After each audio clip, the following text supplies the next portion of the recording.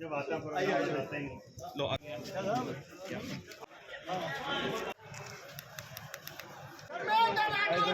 धर्मेंद्र सिंह राठौड़ जिंदाबाद। इस दिवाली तनिष्क लाए हैं अलेख्या, मीनाकारी और प्रोही कारीगरी का जादू। आज ही आइए और घर ले जाइए हमारा नया दिवाली कलेक्शन।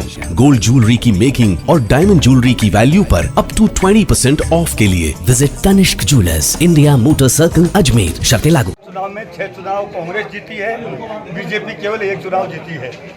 सरदार शहर जो चूरू जिले में है, पंडित भंवरलाल शर्मा जी जो हमारे विधायक थे, उनकी डेथ हो गई। उनके बाद में उनके पुत्र अनिल शर्मा जी को टिकट दिया है पार्टी हाईकमांड ने।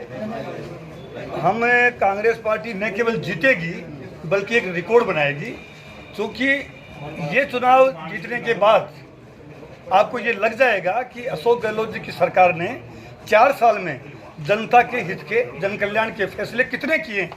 और कई तो फैसले ऐसे हैं जो केवल देश में नहीं, जो दुनिया में भी हिट हुए हैं। उनमें हमारी मुख्यमंत्री चिरंजीवी स्वास्थ्य बीमा योजना है, वो पूरी दुनिया में ऐसी योजना किसी भी देश में नहीं है।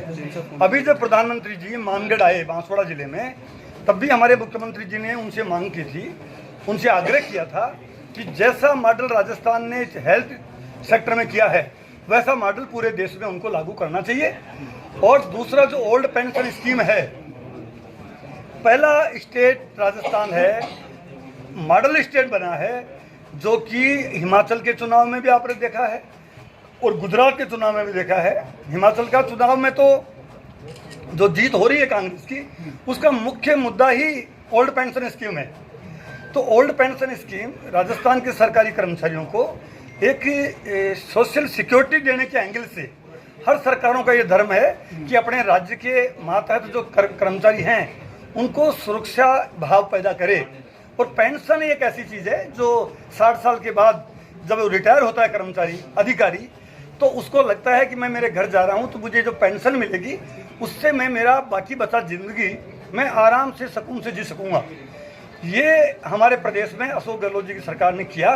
और हम ये भी मांग कर रहे हैं मोदी जी से भी, और जितने भी राज्यों में जहाँ ओल्ड पेंशन स्कीम लागू नहीं है, वो चाहे बीजेपी की सरकार हो चाहे किसी और दल की सरकार हो, उनको तत्काल अपने राज्य के और अपने देश के कर्मचारियों के हित के लिए और सामाजिक सुरक्षा का भाव पैदा करने के लिए उनको ओल्ड पेंशन स्कीम लागू करनी चाहिए। क्योंकि जो ही ओल्ड पेंशन स्कीम लागू राज्य में हुई है, आप देख रहे हो राजस्थान का कर्मचारी कितने उत्साह से, अभी थोड़े दिन पहले ही जयपुर के जो शहीद स्मारक है वहाँ पे एक मीटिंग हुई थी मंत्रालय कर्मचारियों की।